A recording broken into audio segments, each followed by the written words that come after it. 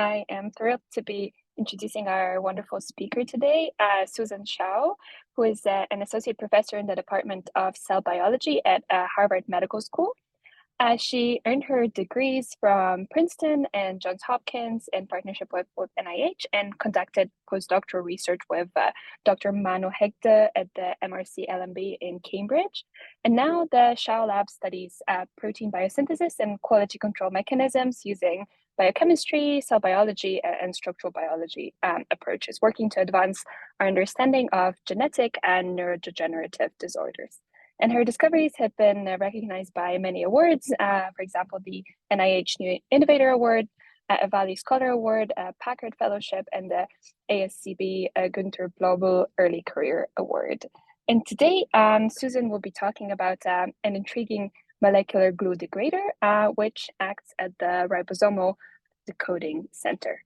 So the floor is yours. Thank you for being here. Thank you so much for that introduction and for the invitation. I'm excited to be part of this seminar series. As Susanna mentioned, our lab is very interested in protein quality control, so I'm not firmly embedded into targeted protein degradation, but I thought that this was a really interesting story that we kind of stumbled across with collaborators. So my lab thinks a lot about ribosomes and protein synthesis. And in a typical eukaryotic cell, we typically have about 5 million ribosomes, and each of them are synthesizing a new protein on average every 1 or 2 minutes. And so just as a quick reminder of how translation works, usually when you have an mRNA and you have a start codon, the 40S small ribosomal subunit will associate with a large ribosomal subunit to form this 80S ribosome, which will then translate through the open reading frame of the mRNA to synthesize the nascent protein, until it reaches a stop codon, which then signals for translation termination. And translation termination is what I'm going to be focusing most of my time on right now. But basically, how this happens is that once a ribosome reaches a stop codon in the A site, a translation termination complex of ERF1, or eukaryotic release factor 1, will be brought to the ribosome in complex with a GTPase called ERF3. And this is also GSPT1, which I think is pretty famous in this field. And basically, in the GTP-bound form, ER3 is holding ERF1 in active conformation, basically holding it so that it can't engage the catalytic center of the ribosome. But once ERF1 is able to be in the A side of the ribosome, it can recognize the stop codon, and this triggers a conformational change on the ribosome that then activates the GTP hydrolysis activity of ERF3. And then this then leads to the dissociation of ERF3 from the ribosome. This, of course, will then free ERF1 to accommodate into the catalytic center of the ribosome, or the peptidyltransferase center, where it can then catalyze the release of the nascent protein from the ribosome because it's completed. And then in this conformation, ERF1 can then engage a recycling factor called ABCE1, which can then recycle the ribosome and split it back into its 2 subunits so that it can be used for another round of translation. And so you'll notice that in the schematic, basically ERF1 is really important. It acts at all aspects of translation termination. It's responsible for stop codon recognition. It's responsible for releasing the completed nascent protein from the ribosome. And it also participates in recycling the ribosome for another round of translation. And so what's really cool about ERF1, it's one of my top 5 favorite proteins, is that in its role of stop codon recognition, it's able to recognize all 3 of the stop codons, which are UAA, UAG, and UGA. And this function is different from bacterial translation termination, where most bacteria have 2 release factors that each recognize 2 out of the 3 stop codons. The second thing that's really interesting about ERF1, if we dig into its mechanism, is its ability to catalyze this release of the nascent protein. And it's able to do this through a GGQ motif that is in its so-called M domain, or middle domain. And this is a motif that is conserved amongst all release factors that is able to catalyze or reorganize the peptidyltransferase center of the ribosome to basically hydrolyze that peptidyl tRNA bond at this step. And one thing about this, because there's been so many studies on ERF1, is that we know that if we can mutate the GGQ motif into something like AAQ, it will prevent ERF1 from being able to hydrolyze this peptidyl tRNA bond. And what that results in is if we add ERF1 with this AAQ mutation into a translation reaction, is that we'll get these stalled translation termination complexes where ERF1 is engaged with the ribosome and the tRNA, the peptide is still on the ribosome. And so just as an example, to initiate into some of the assays that my lab does, this is what happens when we do add this ERF1 AAQ mutant into a translation reaction. So if we take a translation system, which is basically a tube of cytosol that has ribosomes and amino acids and everything you need for translation, we can then program this reaction with an mRNA encoding any sequence that we want. For example, a protein with a N-terminal tag, and then with one of the 3 stop codons. And so then if we do this reaction, what we'll see in a radiolabeled protein is a band. And if we add in the mutant ERF1 with that AAQ mutation, you'll see that this band shifts up. And this is basically the protein, which is radiolabeled, still attached to tRNA, which is about 26 kilodaltons. And so because we can program these in vitro reactions with mRNAs of our choice, what this allows us to do now is in this tube of cytosol, we now have these stalled ribosome complexes, where if this nascent protein has an N-terminal tag, we can then use that to basically fish out these ribosomal complexes for structure determination. And that's exactly what we did almost 10 years ago now, initially, just to study translation termination. And so if we take these purified ribosomal complexes, which are stalled with ERF1, we can then look at them by single particle cryo-EM.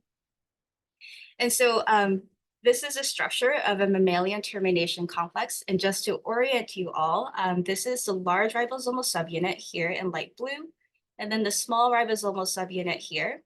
And then on this ribosome, you'll see 2 tRNAs in the E and the P site.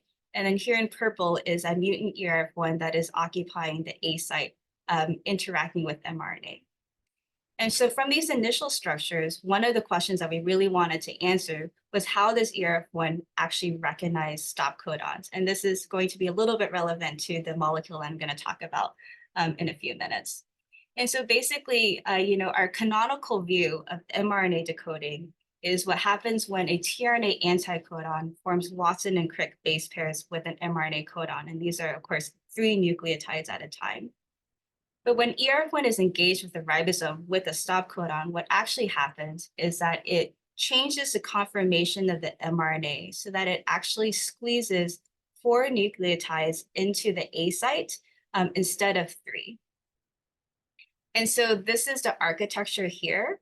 And basically in this structure, what you could think of in the ribosomal A site or the decoding center shown here is that these 2 ribosomal helices in yellow here on the small ribosomal subunit basically acts as gates in the A site. And so the stop codon, which is UAA shown here, is basically squeezed into the gates with the nucleotide that's following the stop codon. And so this is quite different because usually there's only 3 nucleotides between these 2 gates in the decoding center. And what we saw is that this very interesting mRNA conformation is assumed as long as you have ERF1 bound to any of the 3 stop codons. So all the 3 stop codons mRNAs will assume this interesting conformation.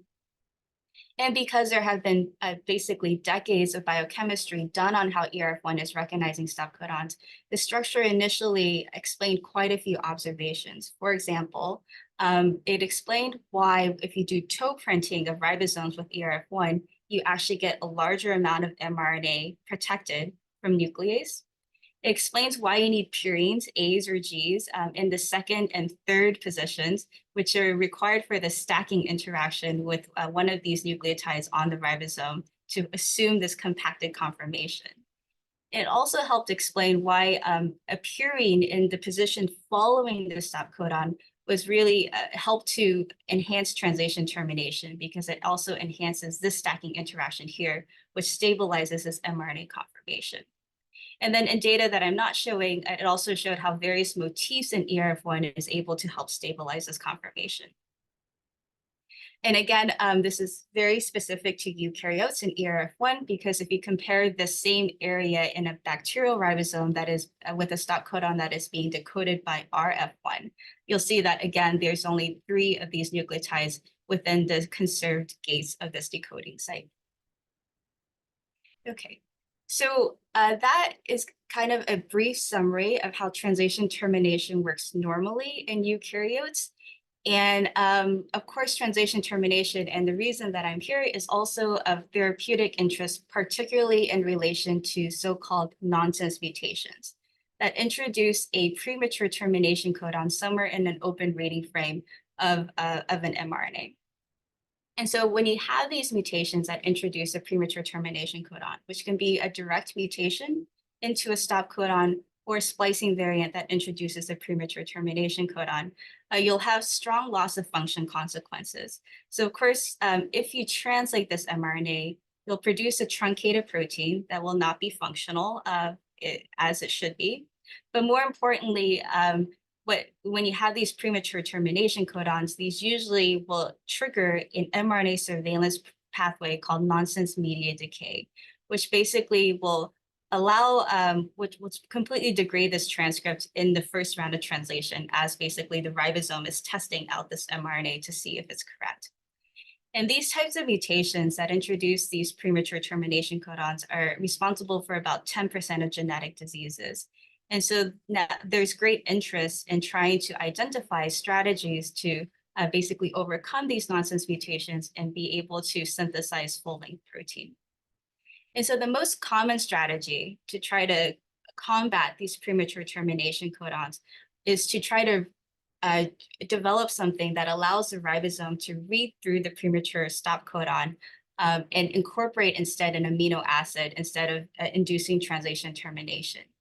And so examples of this is suppression therapies, basically of trying to introduce a tRNA that can recognize the stop codon and incorporate an amino acid instead, or mRNA technology to try to directly mask the stop codon so that it can be recoded as a sense codon. But a related strategy that emerged somewhat recently is the idea that you can improve suppression or the ribosome reading through the stop codon by basically reducing the competition of translation termination. So basically, if you reduce the probability that the premature stop codon would trigger translation termination, then you'll be able to boost your probability of the ribosome reading through and incorporating an amino acid. And so the molecule that I'm going to focus most of my time talking about today does exactly that. So it's a molecule that I'm going to call SRI 41315. And basically, it was shown that if you treat cells with SRI 41315, you'll, in conjunction with other read-through molecules, it will help to ribosomes to read through these premature termination codons. And actually, although this paper was originally published in 2021, this observation was actually first reported in 2014 in a patent that was filed by Novartis that basically also reported the same molecule as being able to enhance the read-through of premature stop codons. But what this paper in 2021 actually was able to show is that this molecule is able to help the read-through of these stop codons by inducing the degradation of ERF1. So again, taking that idea of reducing the competition with translation termination. And so this is quite a robust effect. If you treat cells with this molecule for about 20 hours, you'll see that ERF1 is basically substantially downregulated in these cells. Okay, so since then, there's also been other molecules that are reported to do the same thing. So this is another one that was recently published in collaboration with Novartis that shows that, again, if you treat cells with it, ERF1 will become degraded. And so this particular study that's shown here, in conjunction with another study recently, helped to explain how these molecules are able to trigger ERF1 degradation. And I'm just going to summarize this general pathway, which I think is very interesting from many viewpoints very quickly.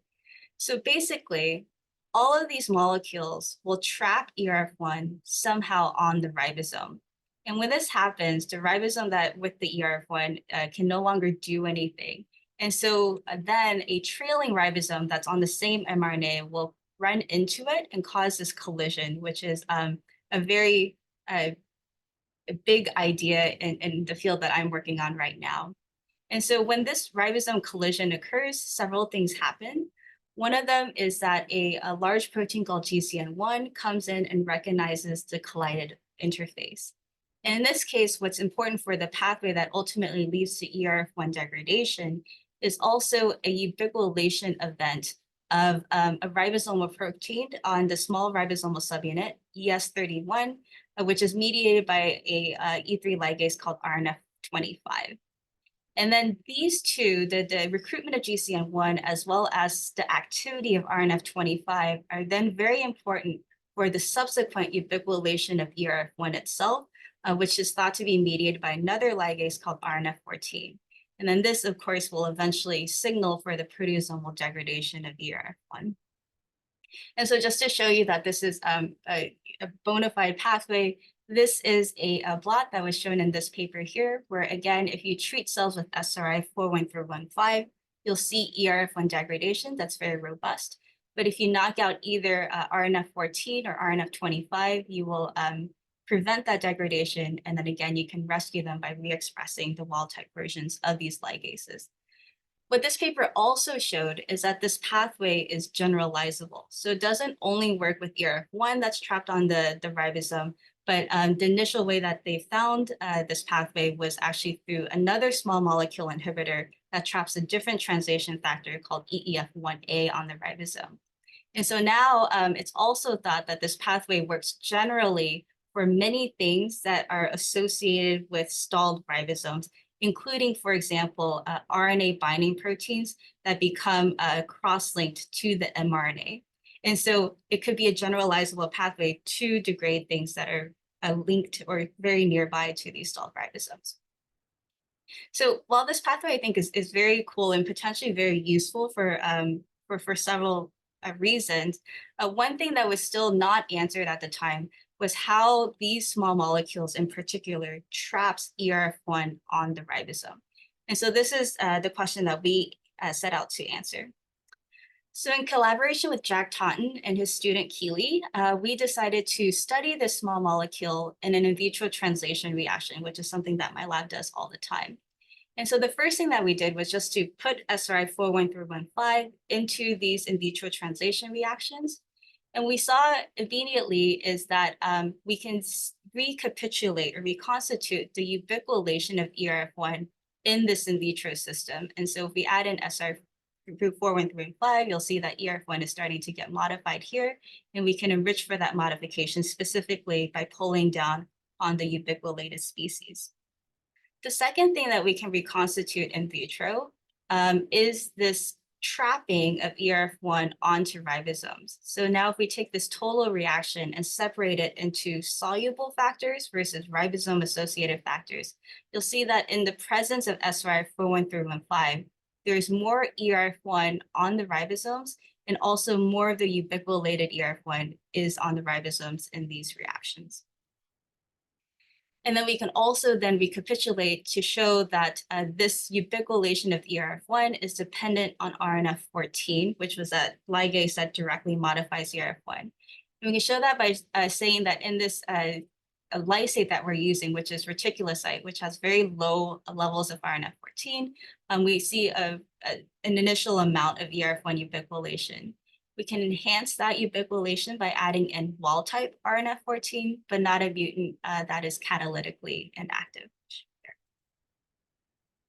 So the last thing that we can then see biochemically in the system is that if we look at the nascent protein that is being synthesized in these in vitro translation reaction, we can also show that SR41315 one inhibits translation because there's less protein that's being synthesized.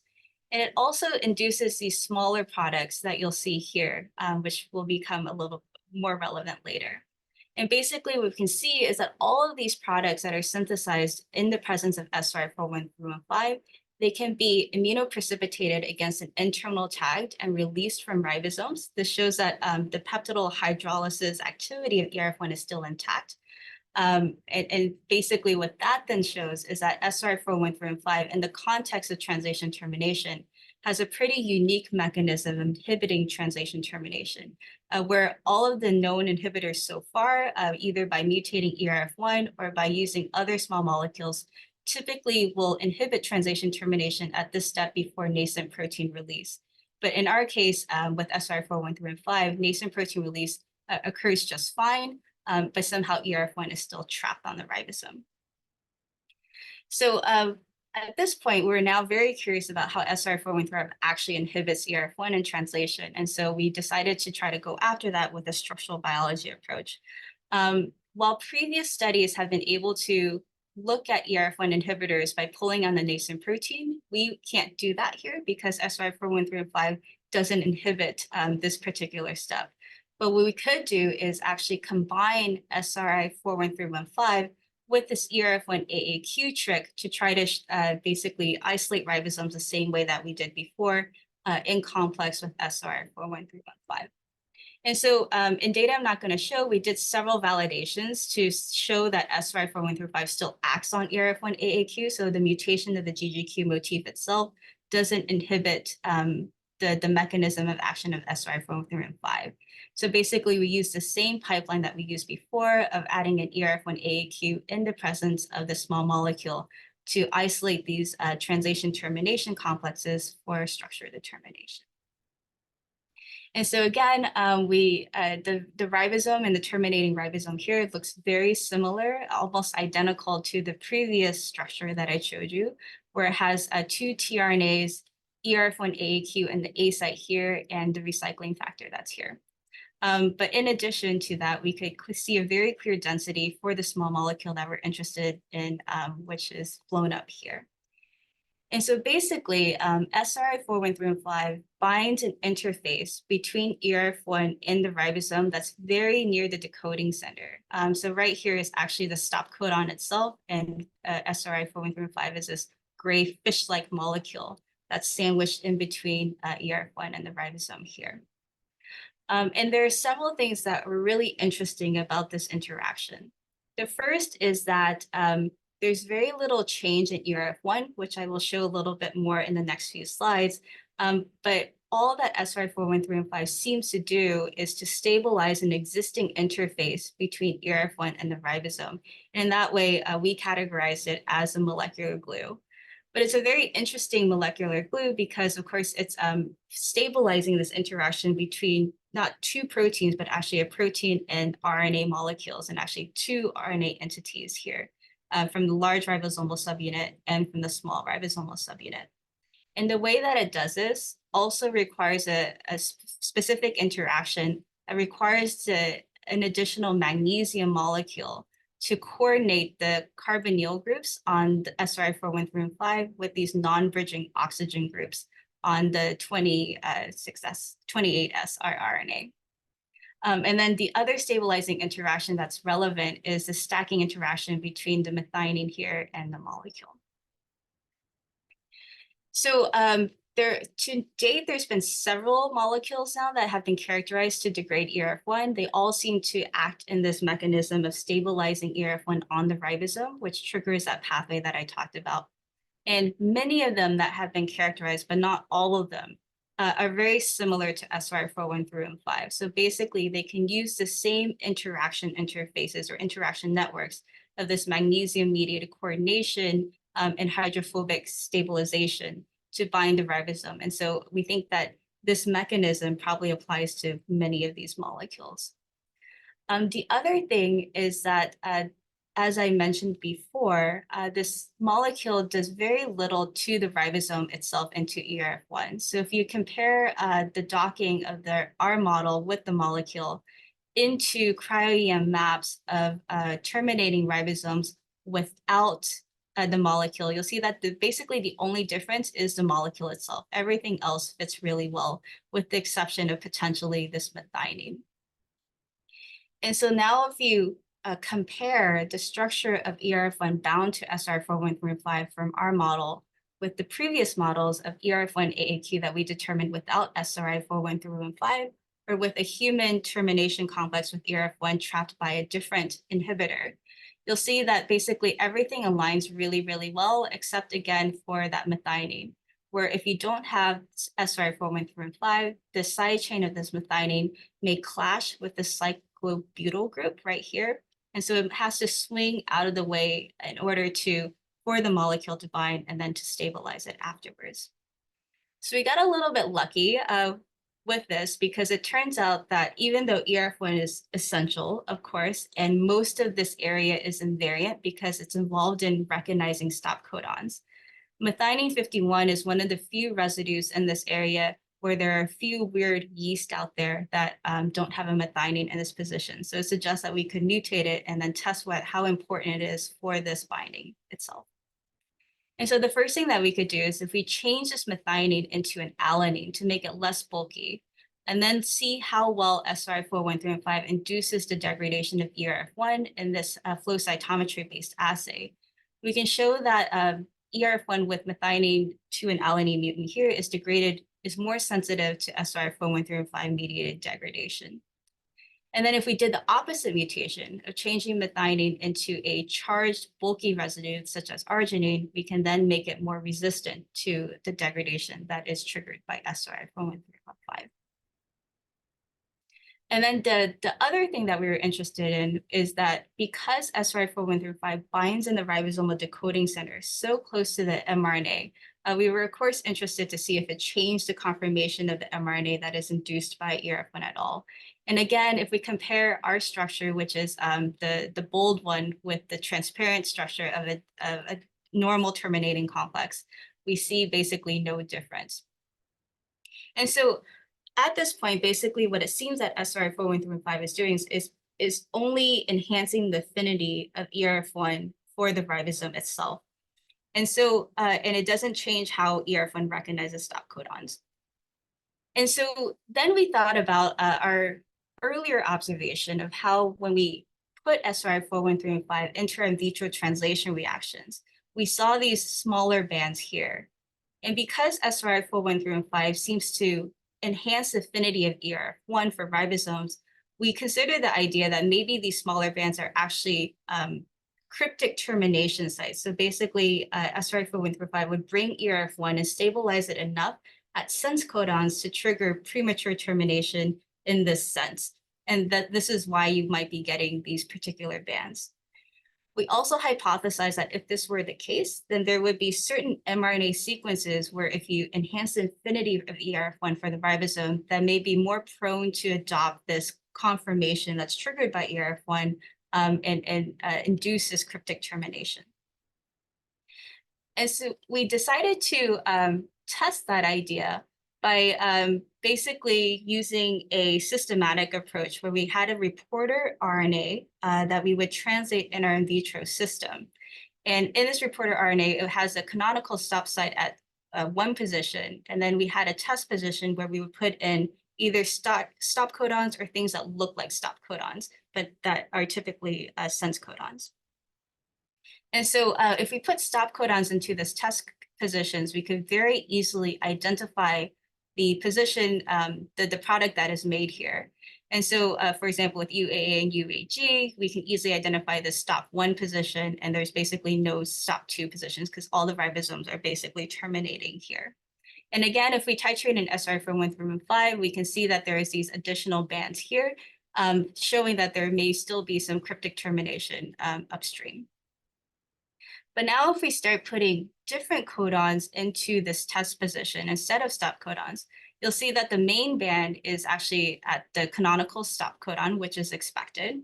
But then if you add in SRI-41315, you'll see an additional banding pattern that we always see.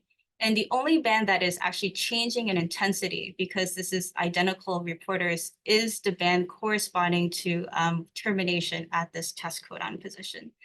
And so again, what these changing intensities suggest is that there are certain codons such as UAA, UUA, and UCA, as shown here, that are more prone to cryptic termination in the presence of SRI-41315 compared to other codons. And so by systematically looking at certain patterns of codons, and we chose codons with a U in the first position, which is like a stop codon, and appearing in A or G in either the second, third position, we can start kind of forming rules about how SRI-41315 enhances ERF1 affinity and triggers premature termination codon. And in these initial assays, what we see is that basically if you have an A in the third position, this seems to make it more prone to this cryptic termination event.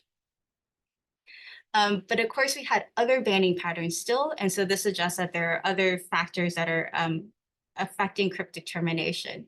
And so we pushed it a little bit more and mutated a few more codons around this reporter site.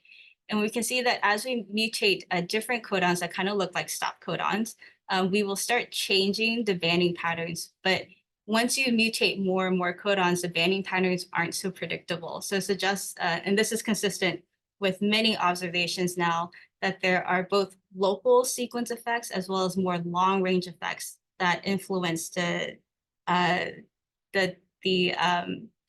efficiency of translation termination. So to try to get through this in a more unbiased manner, we decided to use the same in vitro translation reaction where we program with a reporter mRNA, and that also has endogenous RNA from immature red blood cells, actually. So globin is going to be the main translated product. And then use ribosome profiling to look at ribosome occupancy with and without SRI-41315.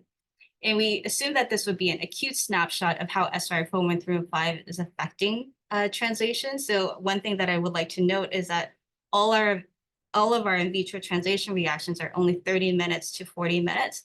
And so this contrasts with the 20-hour timeline that is usually used to see ERF1 degradation.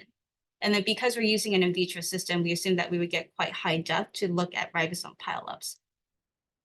And so when we did this and looked at a reporter, we see a ribosome occupancy throughout the mRNA as shown here. And unsurprisingly, if we add in SRI-41315, we will see an accumulation of ribosomes at the stop codon as seen here. But what was a little bit more surprising at the time, but maybe not in hindsight, given our mutational analysis, is that SRI-41315 seems to have quite variable effects on different mRNAs. So for example, if we look at the hemoglobin beta transcript, which has a stop codon shown here, normally it already has a lot of ribosomes kind of piled up around the stop codon. But if you add an SRI-41315 in the same timescale as this reporter, you don't actually see a bigger pileup of ribosomes at the first stop codon, but you actually see more read-through through this 3' UTR, and then a pileup at a stop codon that's downstream of the proper stop codon. And so what this suggests is that even though we have on our molecular basis an idea of how SRI-41315 is stabilizing ERF1 on the ribosome, there's still a lot of interactions of the mRNA itself that is influencing how it's going to affect translation on individual transcripts. Okay, so I think that's all I have for today. So I'm just gonna summarize and say that, this kind of was a serendipitous work for us where we were really interested in seeing how a small molecule induces a quality control pathway on ribosomes. And it turns out that it was this very interesting molecular glue-like mechanism where basically by inducing very small changes on the ribosome itself, you can shift normal termination into this pathway where ERF1 is getting very robustly degraded to increase read-through, which may have at some point some therapeutic benefit. But then if you look at how this molecule affects translation more acutely in vitro, we also identified that by enhancing the affinity of ERF1 on ribosomes in this way, you can also have maybe spurious effects of these cryptic stop codon recognition and more promiscuous termination. And again, we think that this may be relevant based on the timescales of what we're looking at, where ERF1 degradation will take hours to see these read-through effects, whereas these promiscuous termination and potential downstream consequences of this will occur at more acute time periods. And with that, I would like to thank everybody who did this work, particularly Joao and Matt, who did all of the in vitro work in the structural biology, and Yingxi, who did the ribosome profiling. And this was a really close collaboration with Jack Taunton and Keeley, who are our chemical biologist collaborators. And I'm happy to answer any questions.